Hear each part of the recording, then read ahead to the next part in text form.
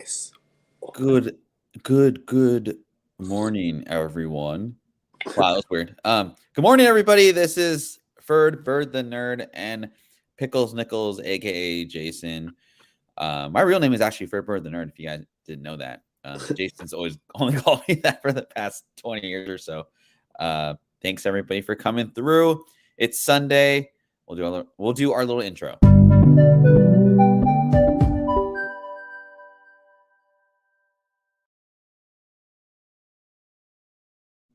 I know I keep telling you that I will say that.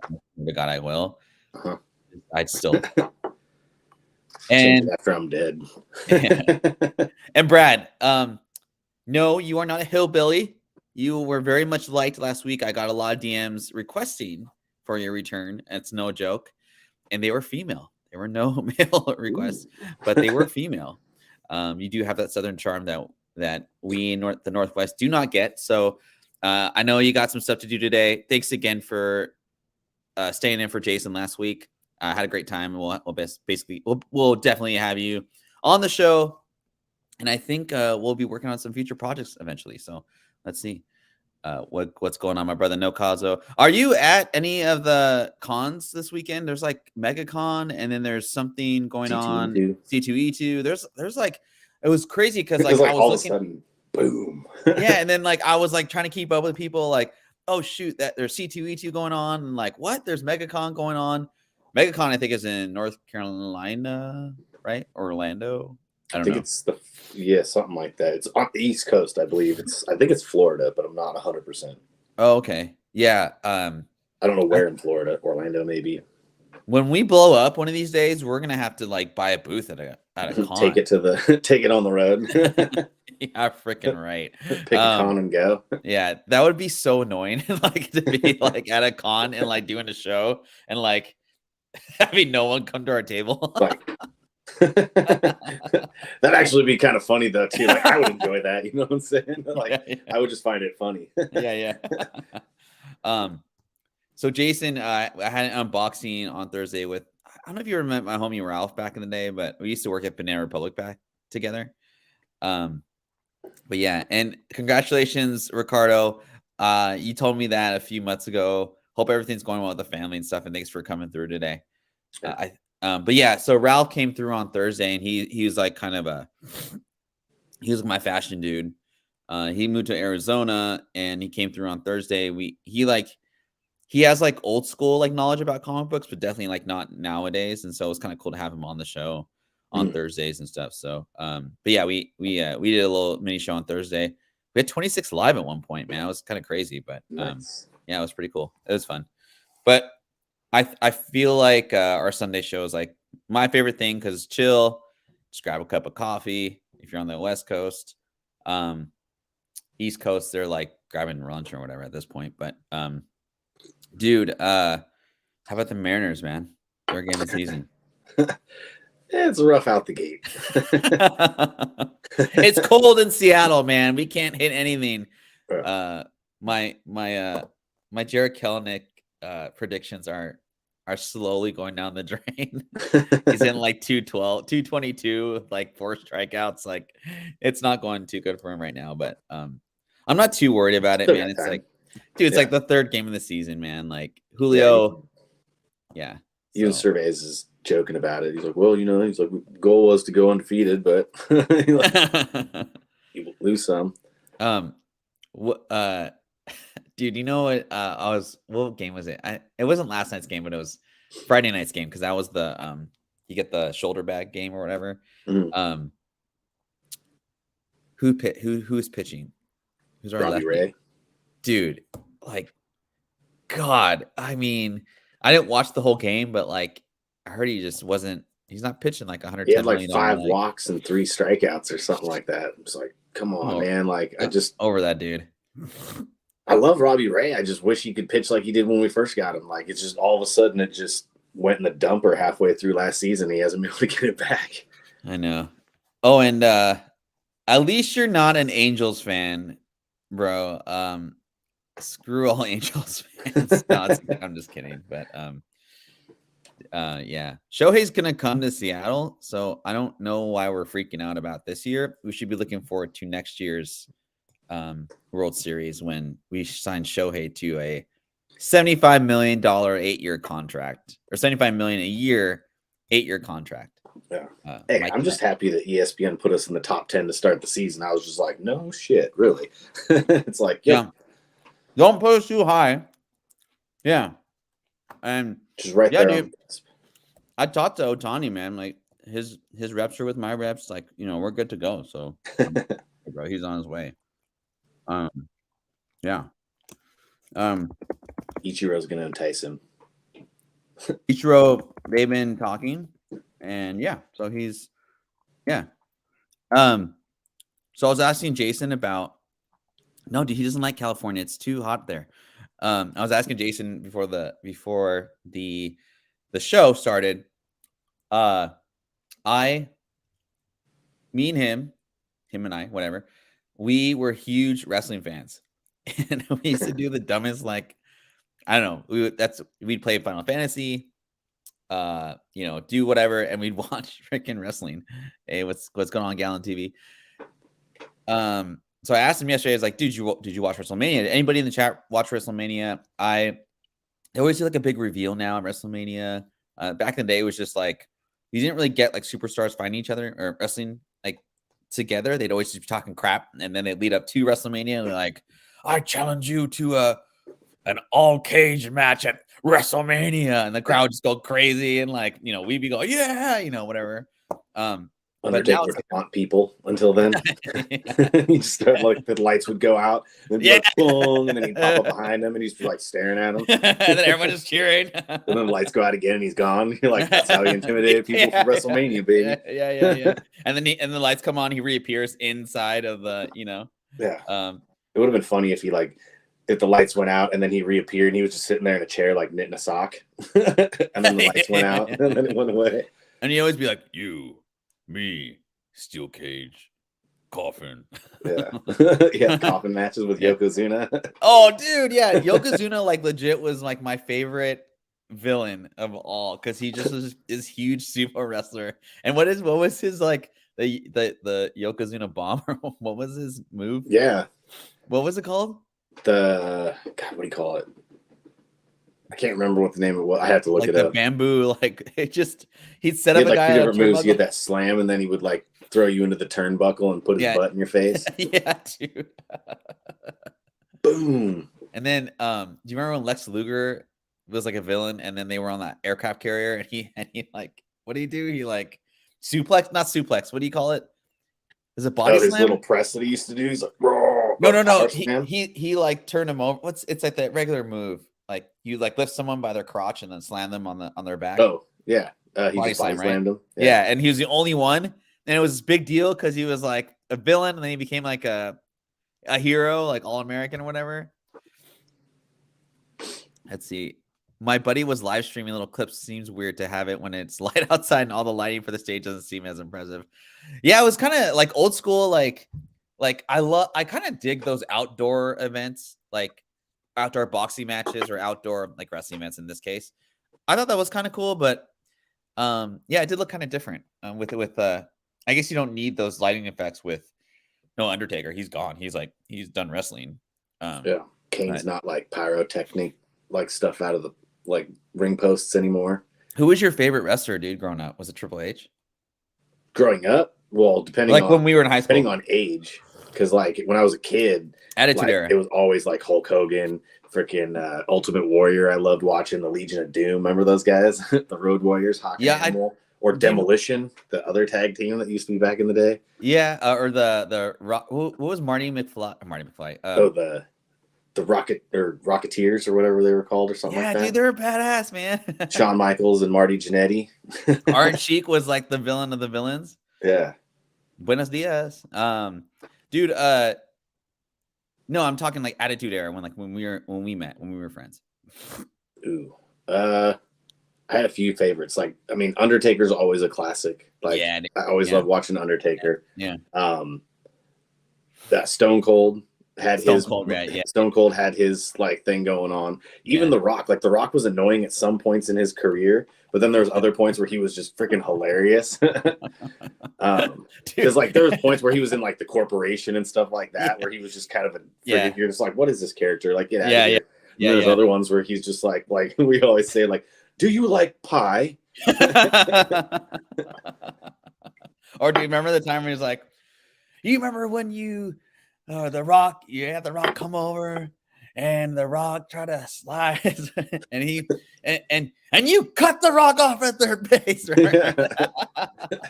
Dude, that era of dude, whenever I text you like old school clips of like 90s wrestling, dude, all of those clips would never ever be able to happen nowadays, man. No, yeah, they like straight up like choke slamming the women wrestlers and stuff, and it's like, that can't happen.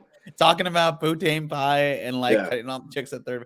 Dude, there's this one. It's like I'm pretty sure I saw Kurt Angle give one of them old ladies like the Angle bomb or whatever the hell his like slam was one time too. I'm like, I don't think that would fly. Yeah, and the Dudley brothers. Remember I've not the black Dudley brother, but the other one.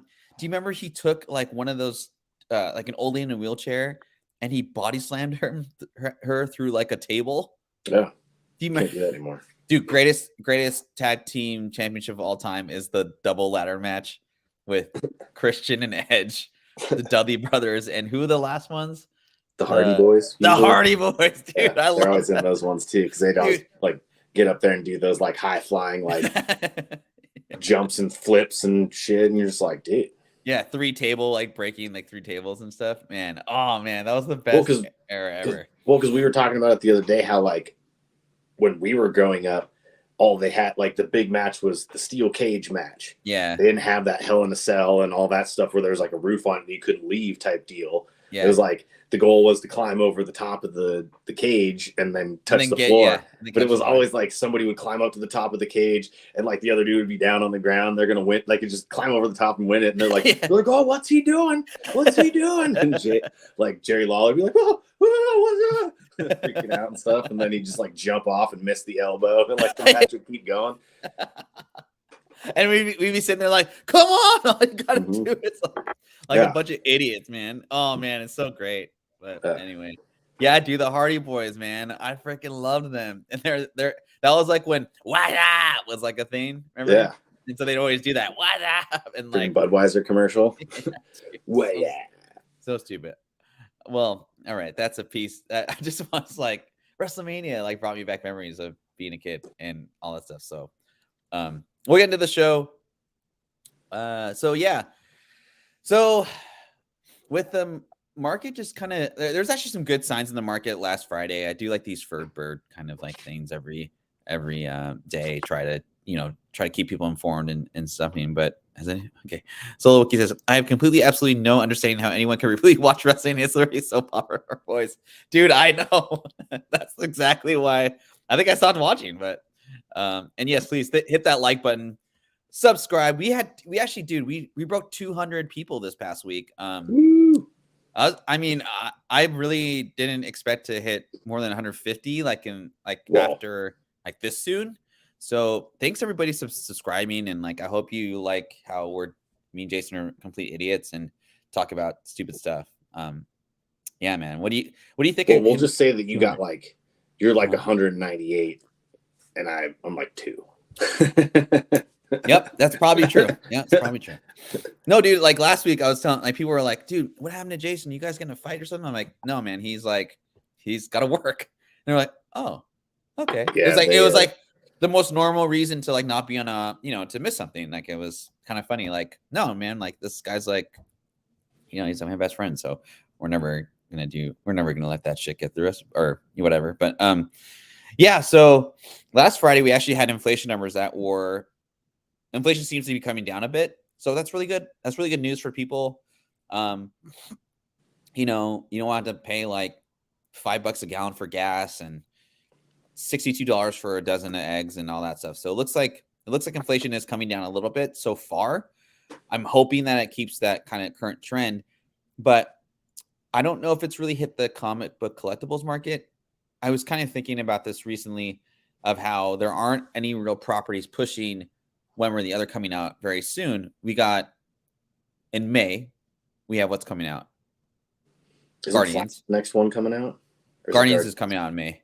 Is it? Okay. Yeah. We gotta get tickets to that. I'll make sure I get a good weekend. We can go. I'm gonna have to bring my pocket tissues with me for that one. I feel like there's gonna be some waterworks in it a little bit. Yeah, and I'm going into expectations very low with any Marvel stuff lately, just because it's been kind of kind of disappointing. But yeah, it's gonna be interesting. But like May's like in a month, so there's nothing really pushing.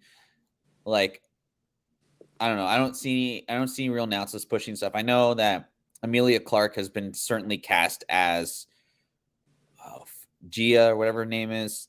So that book bumped up a little bit this week. But other than that, there hasn't been really any new trailers announced or any new. There was a, what is it? First appearance of, God, why am I spacing on the name? It's like Avengers something or other, but it's the villain from the one that's the person they announced, the person who's going to be playing the villain in the Wonder Man series.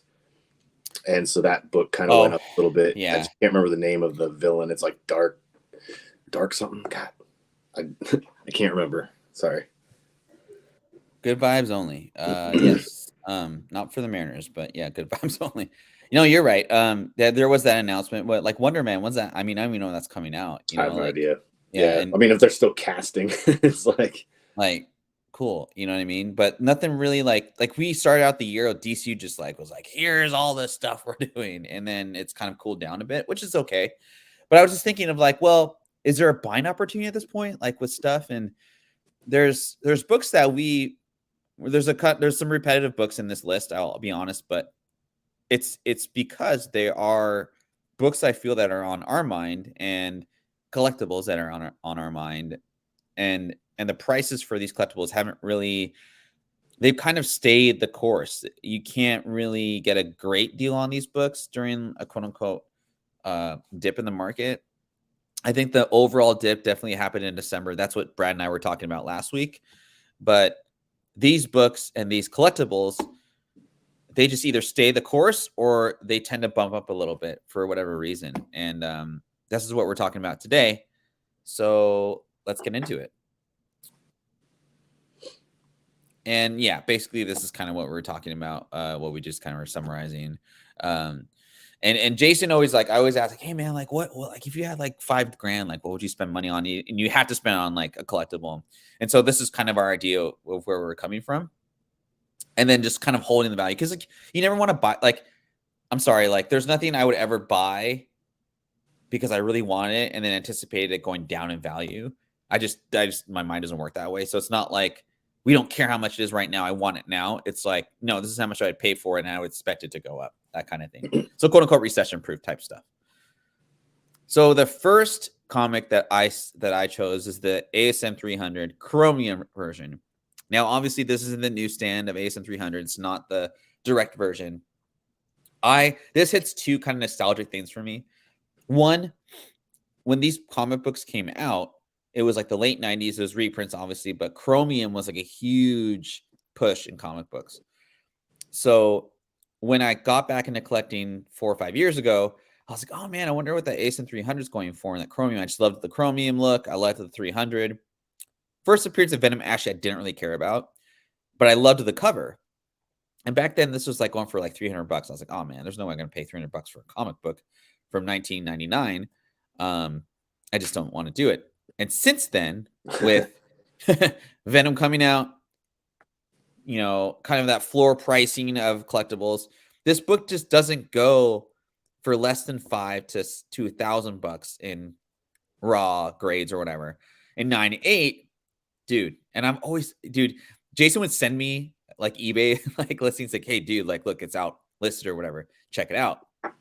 Every time, man, I'd be man, it's just too high. I can't justify that. But I remember one time I saw 98 go for $1,100, and I thought about it.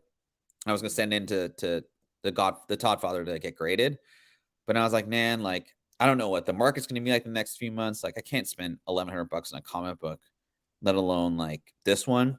So I kind of let it go, and it's kind of stayed at that kind of raw $5 to $1,000 depending on grade, and 9/8 they're asking for like quite a bit. And yeah, I just can never get this book, but I'm obsessed with it. And yeah, I'm curious what you guys think in the chat. I'll highlight a couple. I'll try and get to them for sure. But this is cool. I thought about putting actually Solo Wookiee.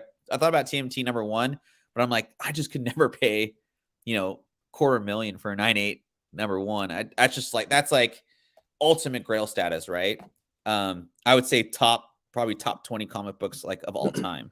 That's probably going a little overboard, but like for me, yeah. Except for #4, yeah, you're right. The #4 is like, whatever. But it's actually the one. That's the one I have to have you.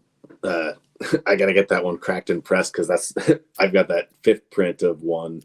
Yeah, that I accidentally. The 5th one's cool. It was like mixed up in it was mixed up in my stack that went to CGC, and so they just graded it. Yeah, and I got like a 9/2 white pages, and I'm like, but when I look at it, I'm like, there's like 7 like non-color breaking spine ticks on it that can come out, and I'm just like, damn it. No, it's all right, dude. Just hold on to it until there's a Kevin Eastman sign, and we'll get it done. But yeah, Jason. Okay, so I'm gonna ask you this. So, would you rather have this book? It's essentially a reprint. Then the new. Okay, so this book in 9/8 for $1,100, a newsstand for $900, or the direct edition 9.8 for $5,000. Which of those 3 would you rather have? I'd probably go with the chromium, especially slabbed. You can see the back of it too, and that's what I really like is the back, that like off blue silver. Like for me, it's just kind of like what I like to look at, and I guess I'm speaking from like I have an ASM 300 newsstand that I had signed that McFarlane signed. So since I already have that, like this would probably be the one that I would go with. And it seems like because it doesn't really drop below a certain point, like the only way that it can go is up. Like if it's been this long and it's kind of like kept its price, then yeah. And Solo Wookiee says, 9/2, that's a damn good grade for any TMNT #1. Yeah, so we'll take a look at it, man. I'm just like, the problem is when I look at it, I see all the stuff that would have been pressed out. I'm like, damn it, because it was going to go to you, and then it just, I don't know how it ended up in that stack, but yeah. Well, think of it this way, man. Like if it's a 9/2 unpressed, that's a 9/2 unpressed, and so theoretically it can only go up unless I mess it up. You son of a. Oh, what? Sorry. So that's actually like, think of it that way. You know what I mean? So and you can hold on to it for Kevin Eastman signing. Yeah, true. Yeah. So, Jason, this is your pick. I put some notes there for you, but take it away, man. Oh, yeah. So this is one I'm always on the lookout for. Like I like looking for the newsstand in this one, just personally because of the box there has the writing in it and stuff, and it's like, yeah, it's fine, but I like the newsstand is generally what I'm looking for. This one actually just went up in price recently too. Like I think it went up 28%, I think, for newsstands, and like 8% for the directs. But this is first Harley Quinn, obviously, and it's just kind of the classic. I dig the artwork in the Batman Adventures series just because it is what's it called, the animated series style animation. So it hits like the first thing I think of when I see this cover is Batman. It takes me right back to when I was a kid watching the animated series. What's cool about this too is like a lot of first appearances, right? They don't have like, not all, but it sucks when the first appearance, like of say like Mr. Sinister, he's not even on the cover. It's like Wolverine's on the cover, but that's the first appearance, which whatever. He's like straight up on the first page. It kind of sucks when that doesn't happen, but with this, she's not necessarily like the cover, so it's not as obvious, but she's in the background. So like if you were, a kid. And Batgirl definitely, like, she takes over this cover. If you are like a kid walking by and you kind of just like, oh, let's see Batgirl. Like Harley's like barely in the cover in a way. Like she's kind of like the third character, in my opinion, that's in the cover or on the cover. So I think that kind of adds to uniqueness of this book too. But yeah, nice pick, man. I like it. And this is again one of Jason's love bury me with this book type of pick. But yeah, man, House of Secrets 92, man. Yeah, like this is still just like one of those Grail books. I don't look at it or I don't hunt for it, but I like most of these I don't hunt for. I just keep checking back in to see what the price is like, stuff like that, and see what I can possibly get it for. But this is always one of those ones that you can find a lot of copies out there for sale. It's just they don't drop in price for the most part. You might be able to negotiate something. Like I've thought about possibly if I can find one in a good grade. And see, for me, like, I mean, when I say good grade, when I'm looking for these, I'm not necessarily worried about the slab grade. Like it could be a 3.0 for all I care. I'm looking at the cover, like what the appearance of the cover looks like. So for me, that's all I want to see is like, let me see that it's like pretty clean on the front and stuff like that. And so when I'm looking for them, that's kind of where I'm coming from.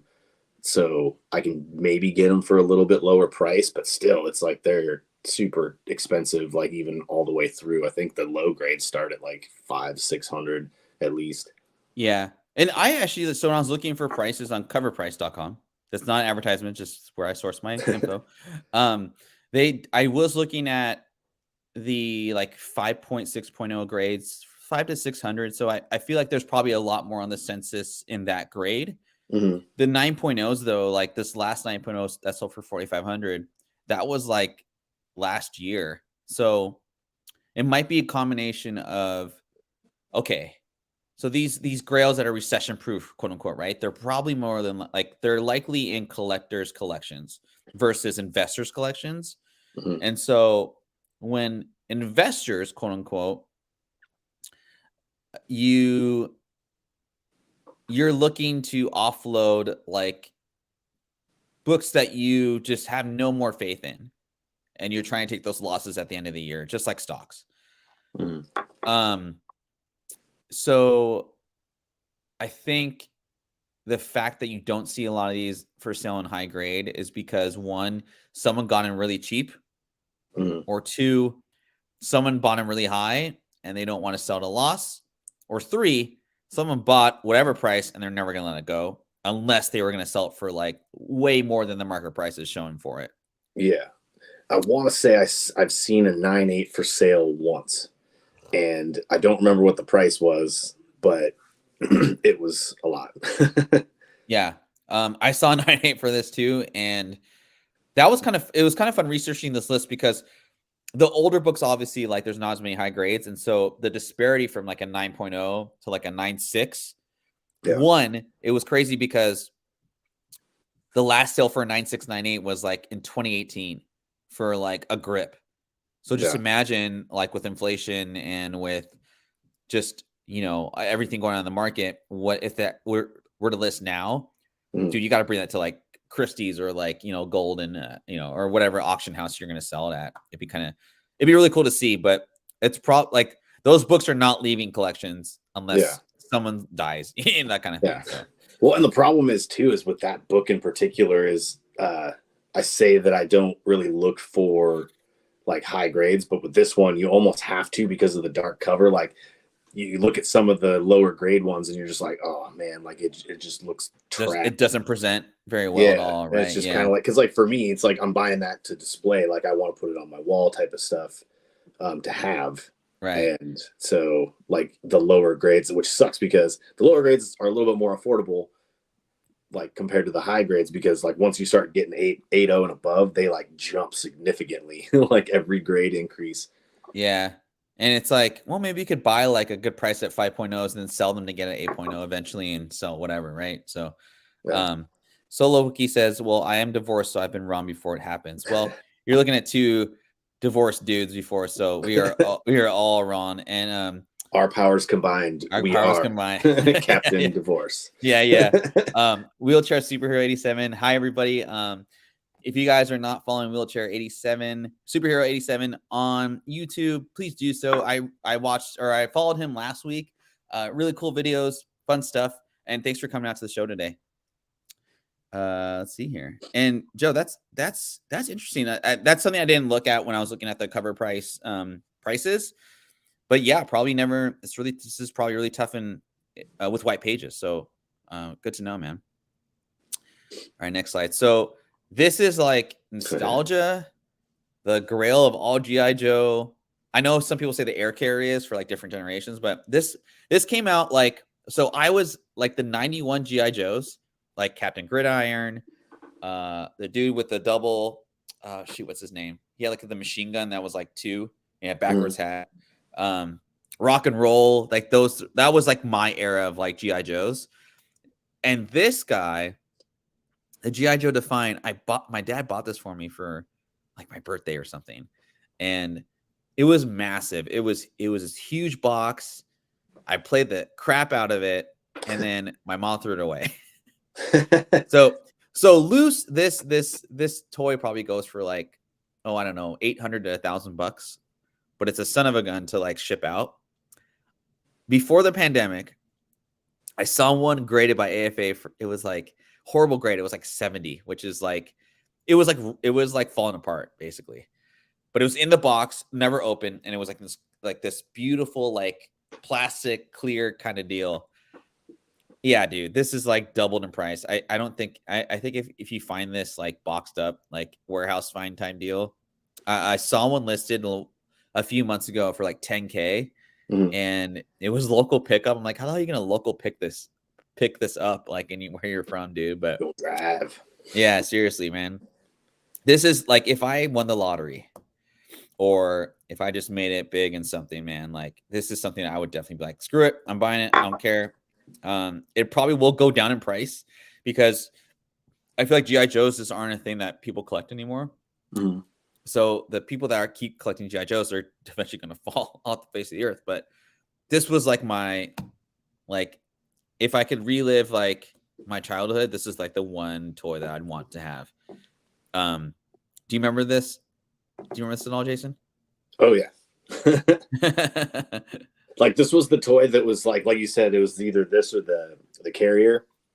But yeah, like, this was the one that was like, this was the one that was like big, but not big enough to take up like your entire downstairs. Yeah. And yeah, no, Vika, no, for sure. This I kind of want to go like out of bounds for, type of deal. But like, as far as like prices and like market, this does not go under for $5,000. And it just, there's not that many sales of this. So a lot of these picks that we have, they're going to be, there's not going to be a lot of sales, hence the recession proof type thing.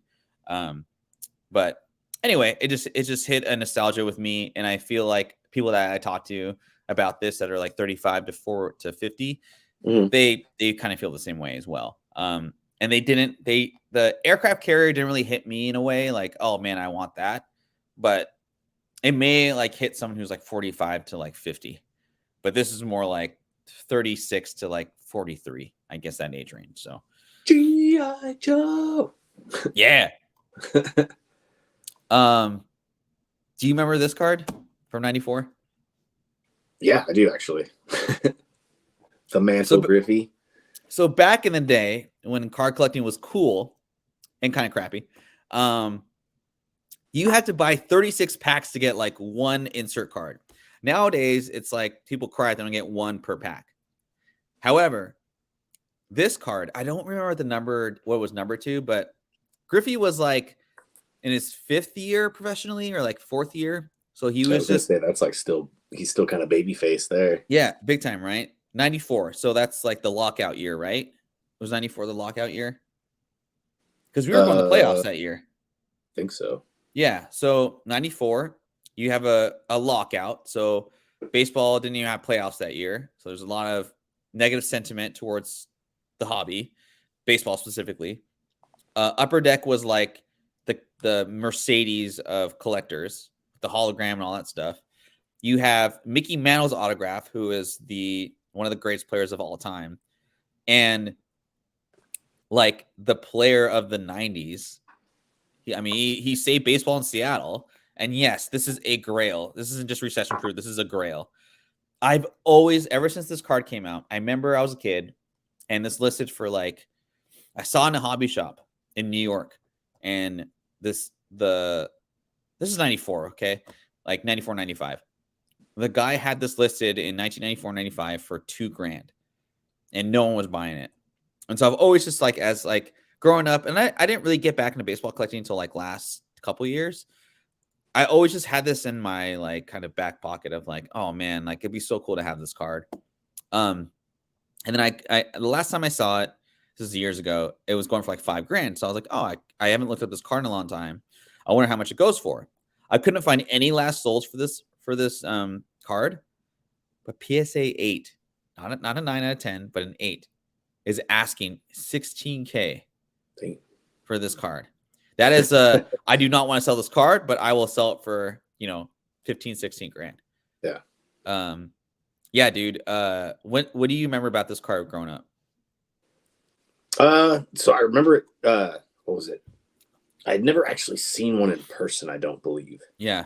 Like it was always one of those ones that you like saw here and there, you saw in magazines or Beckett's. Like, yeah, Beckett. That? Yeah. I don't even know. Do they still do Beckett?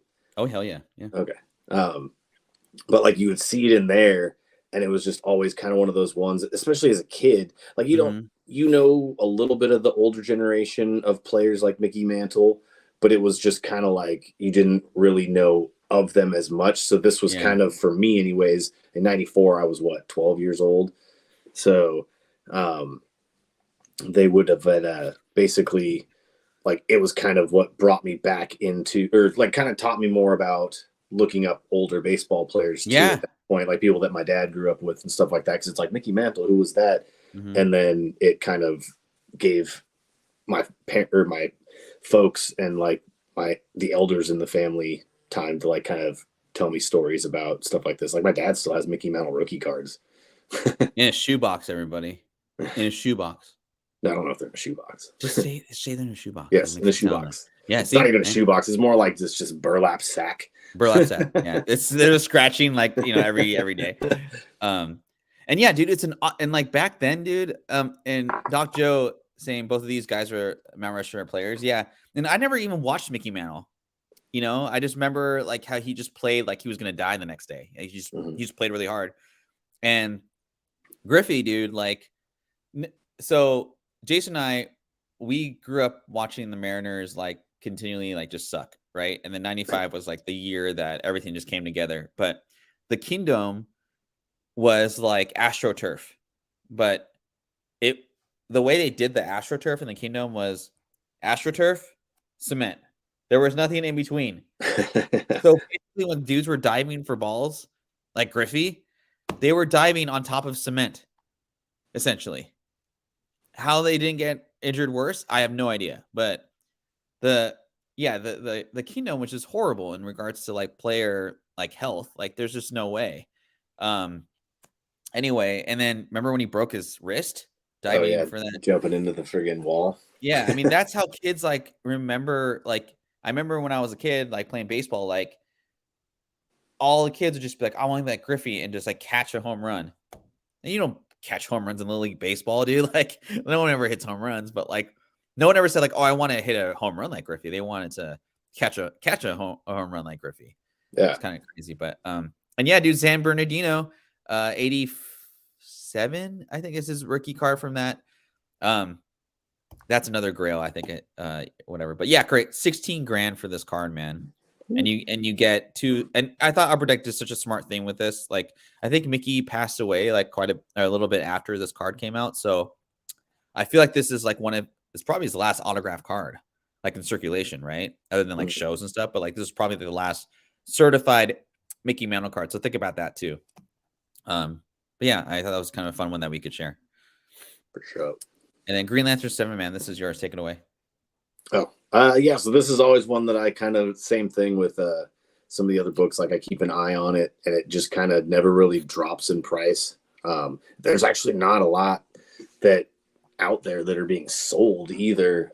There's like, I think 4, maybe 5 copies of this sold in the last month. 2 raw, 3 graded. 2 raw, 3 graded, huh? Wow. Yeah. Okay. And so it's just kind of like, it's one of those books where you got to kind of pick your poison, like, because there's, You can find them raw. You can find them graded.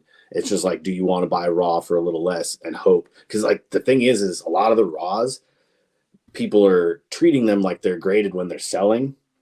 And so you're getting a lot of raws at the same prices of the slabbed ones, but you're not guaranteed the price or the grade. Yeah, right. But yeah, I mean, this is always like I really love old Green Lantern stuff, and this was always one of the best ones. And I love Sinestro. I mean, it's obviously first Sinestro, he's like considered one of the greatest of all the Green Lanterns until it's discovered that he's been using his power ring basically to enslave the sector that he's been sworn to protect. Ergo, making him a villain of the Lanterns. Yeah. But yeah, Gil Kane art, John Broome story. And yeah, just one of those fucking books that I personally would love to own. It's just expensive. Yeah, and like you wait for it to drop, and it's just kind of one of those ones. It's like, all right, well, what do I have that I said I wouldn't get rid of that I'd consider to get rid of to acquire something like this? Right, and like I'm not as attached to. And these like Silver Age, even like some of the Bronze Age books that were in high grade. When I was looking through kind of the list that we're making today, they don't sell. Like the last, and this is reported sales, so if there's like underground, obviously I don't know about it. But a 9.4 in this book went for $7,000 in 2013. That was 10 years ago. So it'd be cool to see what a 9.4 goes for today. I'm sure it's quite a bit more than 7,000. Yeah, I think roughly like a high grade, like high grade of this in raw goes like right around like 3.7K, I think, in raw. Wow. And that's like, raw. I'm talking like high grade, like that's probably like guaranteed like 9.4 and above type deal. Yeah. I'd imagine, but yeah, and this book's like going back up in price currently. Like it's like the prices of it have gone up recently. At what point, dude, would you be like, oh, I'm just gonna get it graded, or I'm gonna get a grade? Okay, sorry, I'm not gonna buy raw and like risk that. Like, at what point do you like make that decision? You're just like, screw it, I'm just gonna pay the premium for that 9.4 or whatever. I think it would depend on, like, for me, if I'm going to buy it raw, I'm going to want, like, I'd be more apt to buy it raw if I saw it in person versus like say on eBay or like anything like that. So, so that being said, like purchasing it from home, I'd probably be more apt to do that. I mean, it depends on the price, really. Yeah, it's a hard question. Sorry, I kind of put you on the spot there. I was just kind of thinking about it too, because like if a 9.4 goes for, so if you think a raw is going to get like a 9.0, let's say, and you know that the going rate for a 9.4 is like 10K, like, do you pay $2,000 for a raw? And do you trust your eye? And do you trust like all the other bullshit, like to pay $2,000 for a raw book? Or do you like go maybe like a 9.0, 9.2 and just pay like $4,000? It'd be a difficult thing. I guess it's like also like, what are you going to do with it? You know, if you're going to hold it for the next 40 years, maybe it's just worth it to just get the raw because of the cost of money kind of thing. Yeah. And John, man, I thought about putting a Crow book in here, but it's purely like I'm not a big fan of Crow, and it was harder with the indie kind of stuff. But yeah, dude, Crow, I would say, is like an awesome book to have. And rest in peace, Brandon Lee. Cool. We like Green Lantern too. I'm more of a Flash guy, and I can never afford any Flash books. But no, Green Lantern's cool. I think Jason's a way better DC guy than I am, but I've been scooping up a lot of Static, and I've been reading a lot of Flash because I've been watching the WB show. Which, Jason, I think you honestly should watch it. It's actually really good. The character development is awesome, and the storyline is like super. Oh. Yeah, just watch it for God's sakes. I'm just kidding. Anyway, do whatever you want. Go ahead. What were you gonna say? Well, I was just saying I'm finally at the lull point where most of the shows that I'm watching, by the time like Tuesday night hits, I've already watched like all my stuff for the week. Cause I've got like one Sunday show left, and then I get to watch Mandalorian and Lasso like Tuesday night because it comes out at midnight. Dude, so Isel and I have been watching Flash first season or whatever. It's WB, so she like digs it.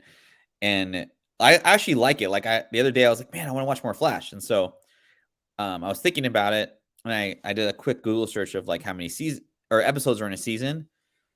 And holy cow, there's 25 episodes per season.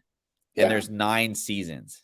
Oh, yeah. See, so that's how it was when I watched Supernatural for the first time. If you've never seen that show, like somebody had recommended it to me. So I watched like the first episode or 2. I think I watched 2 in a row. I was like, okay, I could see myself getting into this. And I hadn't checked to see the seasons. I like went in to check the seasons. It was 15 seasons. Every season was like 23 episodes, and they were all an hour long. I was like, oh no. Yeah, and at some point you just want to like get through them, and you don't really pay attention as much. But man, I dig it, man. I mean, try a couple episodes. It's pretty cool. It's a good origin story, and the guy's not annoying, so that's kind of nice. Yeah. And the Iris West, she's pretty cute. Anyway, these Ruby Metal card inserts. Okay, so I don't know exactly why these are so wanted, but I remember this Ruby Metal because I collected a lot of basketball cards in the 90s, but the rarity of these cards was super rare. And I don't know how many were for each player, but if you remember, this set was very foil-esque. So like when you were going through the cards, they would stick together. So even like out the gate, you're not going to get these in near mint because they stuck together, just the way that they were made. This is probably I would say like the 90s. I would argue that this is the most sought after insert set of the 90s. I'd probably pair that with like 93, 94 Fleer Ultra scoring canes, but the vast amount of inserts of these cards, like I'm saying like players, as well as the rarity of this set, it's unparalleled. I've never seen a set hold its value over a long period of time. And this one is listed on eBay currently for $700. Do you know who that is? No. Christian Leitner. That is? Yeah. I was like trying to see, I saw it was the Hawks, and I'm like, who is that? I wanted to get someone that no one really like recognized. I don't even remember Leitner playing for the Hawks. Oh yeah, it was like he was kind of like when he started playing for the Hawks, he was actually like a good like power forward, like he back to the basket type, deal, and he got a little skinnier, and a little more beef to him. But dude, back in the day, man, people hate on Leitner. He was kind of an asshole, like on the court, like he's kind of a badass, honestly. He would have fit in real well with like those New York Knicks and Pacers teams that like beat up on each other back in the day. He was like what was his name? Collison for us. He was like Collison, but a little skinnier and like a little more like talk crap. He was like from like New York or something, but everyone hates Leitner because he's a Duke guy, but like I actually enjoyed his game. But yeah, dude. So the Jordan is like obviously the one to get the set. Who's Jordan? Oh yeah, he's that guy that supposedly everyone says is like better than LeBron. Anyway. Someone was like was saying how LeBron is the GOAT because he can play all 5 spots. And I go, how many championships was he won? How many times did he leave the league and come back and let a team win 2 championships, and then he won 3 other ones? Yeah. That's the defining legacy for Jordan for me, is that he left when he was the best for 2 years, let the whole NBA kind of figure it out, and he came back and said, F you all, I'm winning 3 more. No one can ever do that. No one's ever going to leave in their prime, play baseball, come back, and win 3 more. It's never going to happen. That is and argue against me. Go for it. I want to hear in the chat. Anyone who thinks LeBron's a GOAT, there's your argument right there. I'm a Lakers fan, and I do not like having LeBron on the Lakers. I think he's a distraction. Yeah, big time. Yeah, and it has nothing to do with politics or anything like that. It's purely just his legacy as far as being a champion. That's why Jordan's the greatest of all time. Well, like how many times did you see LeBron get carried off in the friggin' NBA playoffs because he was having leg cramps and stuff like that? It's like, man, Michael Jordan played through like 101 degree fever. Yeah, or the flu game like that. Do you remember? Did you ever hear about like what he thought he had food poisoning from like Pizza Boy? Oh, Jordan? Yeah. Yeah, when he thought I saw that in that documentary that they did on the Bulls. he's like, they gave me food poisoning. What I thought was interesting was like, he had pizza. You're gonna eat pizza before like your NBA championship? Yeah, you're not eating like a protein shake or something like. I don't know, whatever.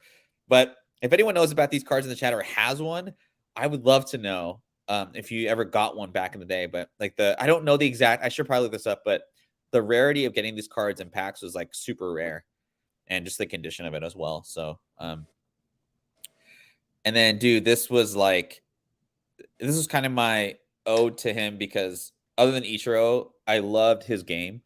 Pujols is, he ended the year last year, retired with the Cardinals. Overly just a loved player, kind of humble, and he ended his career with 700 home runs, which I think puts a stamp on his legacy. I remember when I was a kid, everyone wanted Ichiro 2001 Bowman Chrome autograph, and then when this guy started to kind of come out and into his own kind of game or whatever in 2001, people started chasing this card. And I remember as a kid, I saw one on eBay. I was in college, and it was like $400 autographed. I'm like, oh man, there's no way I could pay $400 for this. 17 grand for a 9.0. Nice. And who's to say, who would have known that he was going to hit 700 home runs? He was going to be as great a player as he is. He was going to, turn into the machine. But man, I still could have bought this in 2005 for, $2,000, got it graded and just put it away. Like I have my Ohtani and Julio cards. So I think kind of pause from the list so much, but, it's not a bad investment to buy a Julio or a Juan Soto now for $2,000 and just hold on to it. What's $2,000 in 20 years? Really? I think we all have pretty good jobs where you could risk $2,000 on or two, or buy two of them or whatever, it's crazy how this baseball card, sports card, comic book collectibles kind of game is really coming to fruition and could be really a long-term investment versus buying stocks or bonds or anything like that. Real estate, where you have to worry about it. You just, and we know, what to collect because it brings you enjoyment. And I'm sure it brings other people enjoyment as well. So, did you ever buy this set at all and try and get the Ichiro card or any of the cards? For this set here? Yeah, Bowman 2001. Probably no, not, right? For whatever reason, I was always when I was buying cards, I was always, especially baseball, was Upper Deck. Yeah, I mainly stuck with for whatever Upper Deck and Tops. I think were the two that I went for or gravitated towards more or less.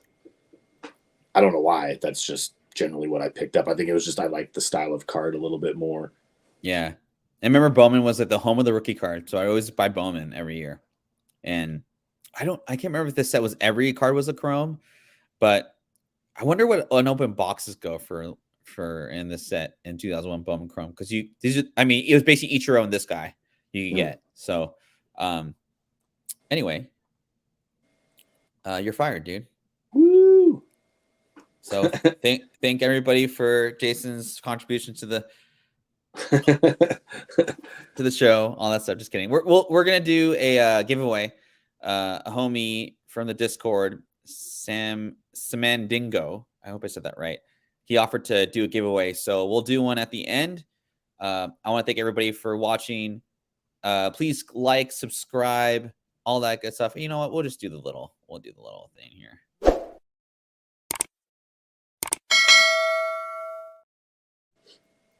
All that good stuff. What number appreciate you. This? What'd you say? So what number show is this? Oh, I don't know, man. It's a good question. Why? I was just wondering.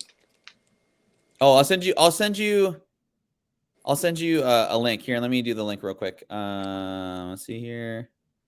I'm going into the OTR podcast. Let me do this real quick.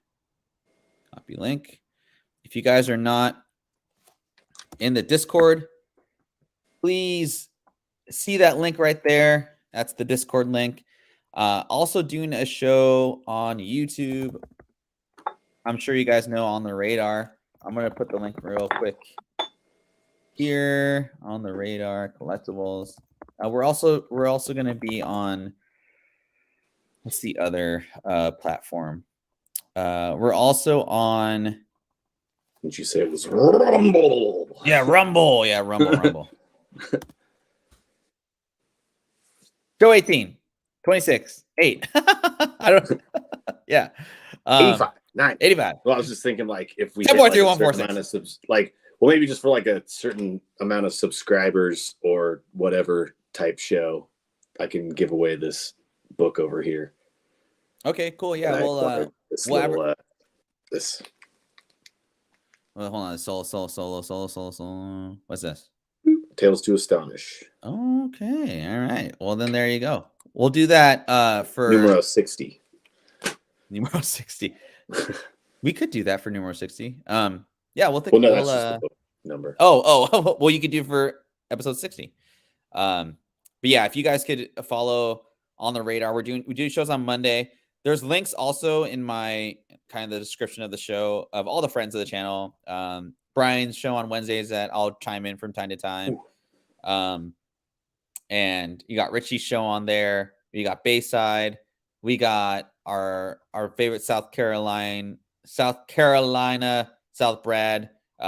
His show is on there as well. My boy Wheelchair, his show is. I don't know if Wheelchair. I don't know if you're still in the chat, but this is on the what now?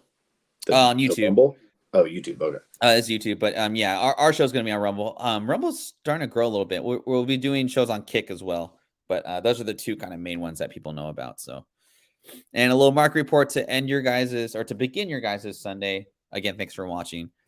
So these books have fallen quite a bit. The Ghost Rider book, it peaked at like 250 to 300, and then everyone just starts submitting 9.8s, myself included. This sells for around 105 to 120. I've seen consistently 9.8.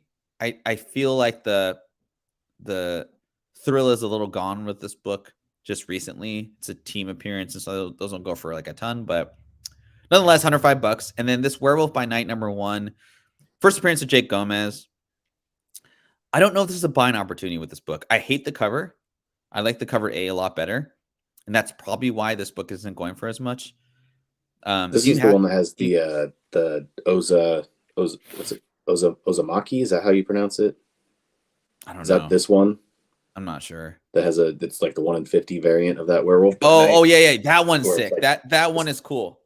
That that's on your hunt list. That goes for like 300. And that is a description. That is like in this market now. Those are the books that are going to stay its course if they quote unquote do.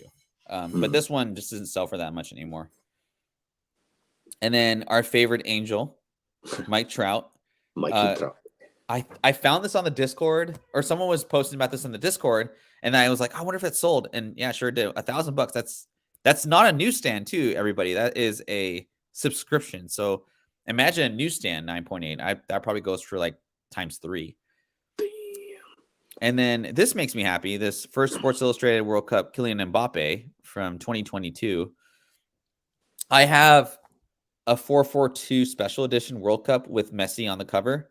I bought it for $11, and I'm gonna grade it, man. I'm pretty excited to see what the grade's gonna be on that book. But obviously this comes. Kylian Mbappe France was the runner-up for the World Cup, and yeah, I thought that was pretty healthy for the magazine market.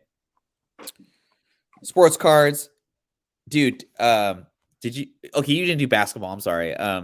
But it's like acetate. This Skybox Premium Slam Funk card. It's kind of cool. Kevin Garnett. KG, his 4th year in the league, I think. Maybe his MVP year. I'm not sure. One of the greatest.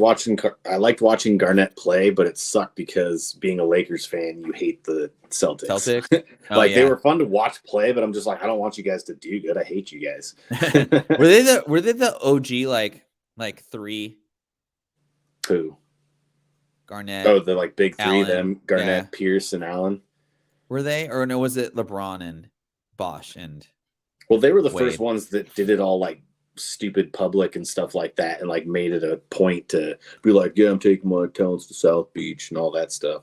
Yeah, but they weren't the first. They weren't the first ones. Were they the first ones to do it? No, like modern era? No, because Allen came down from Seattle. The Celtics. Yeah. Oh, so it was after that. Yeah. Never mind. Yeah, because Ray Allen was with the Celtics before he went to Miami, I believe. Yeah. I think that's the route. Yeah, he was. So yeah, it was Garnett, Pierce, and Allen, and then Allen went down to Miami. Was he there with Chris Bosh? I can't remember.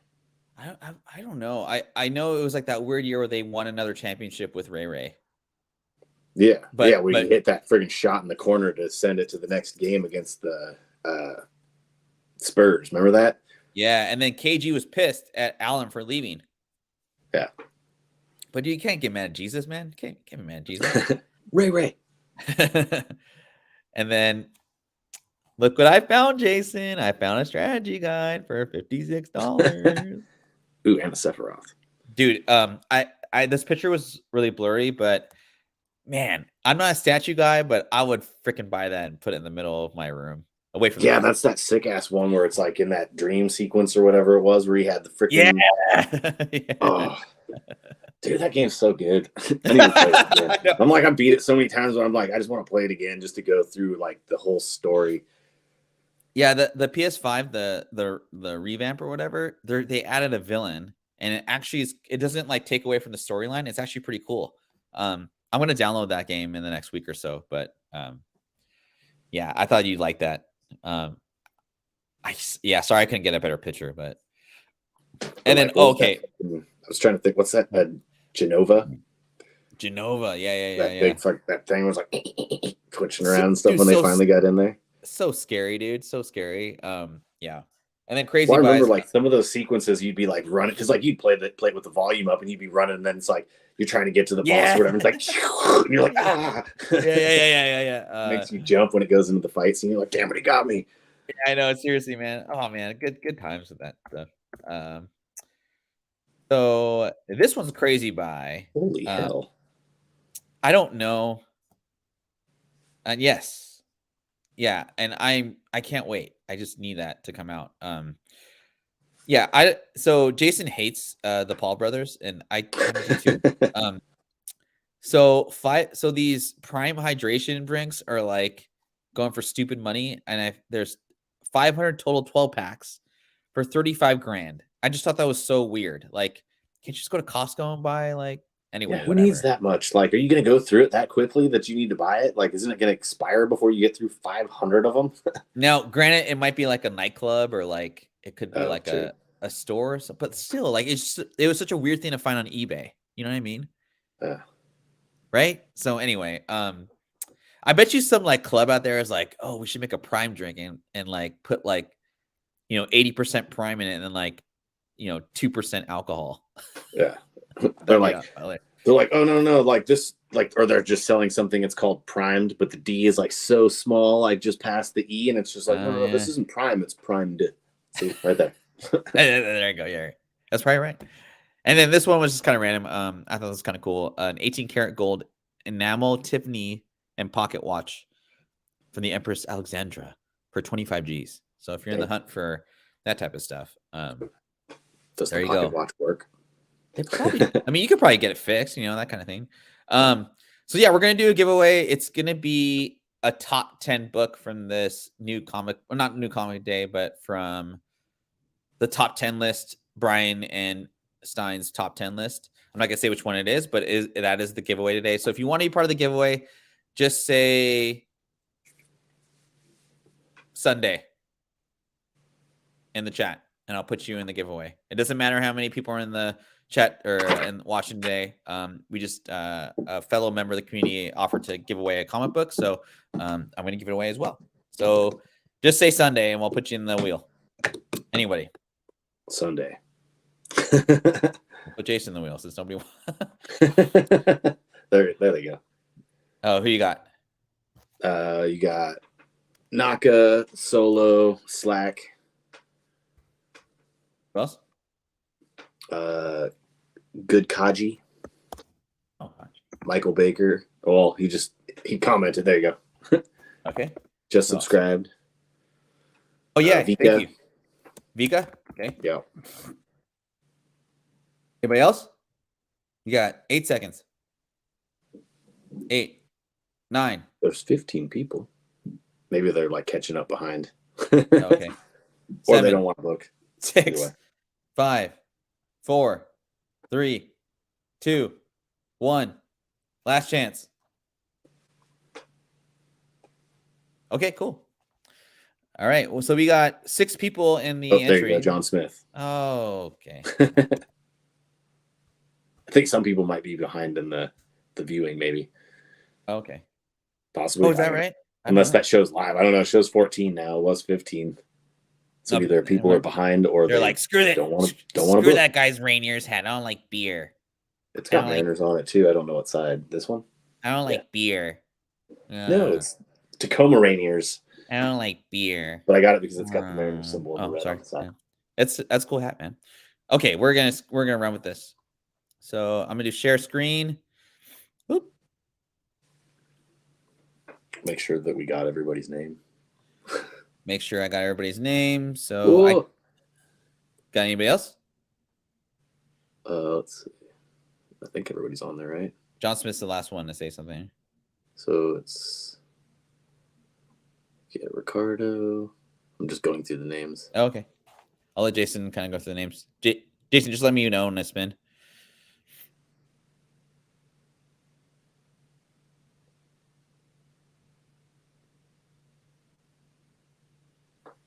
I think that's all, everybody. Yeah. Okay. All right. Here we go. Good luck, everybody. And thanks for watching.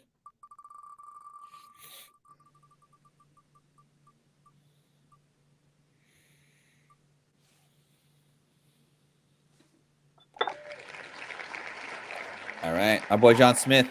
My NYC homie. Cool. All right, man. Any last thoughts for Sunday? No, I just gotta finish my laundry and watch the Mariners hopefully get to 500 against the damn Guardians. Yeah. By the way, worst team name in all of sports, the Cleveland Guardians. Like, what the hell is that? What are you guarding in Cleveland? Yeah, what is there? That's like you guys were just like, well, we have to change Indians, but we don't want to change all the letters, so we're just going to leave the Ians and just put guard there. That's literally what I think the thought process was. Sorry if you're a Cleveland Guardians fan. That is awesome. That's horrible but awesome at the same time. John, DM me. You got me, man. So just hit me up in the DMs. I'll get that shipped out to you. If you guys haven't seen John Wick 4, go see it. There's you can get this it's like $24. You get a special edition carton for popcorn, but then you get these 4 gold coins. They're going for $59.99 on eBay right now. So if you're gonna go see it, that's your hack for the day, or what do you call it? Is that hack? Lifetime hack? I don't know, whatever you call them. But anyway, life hack. There you go.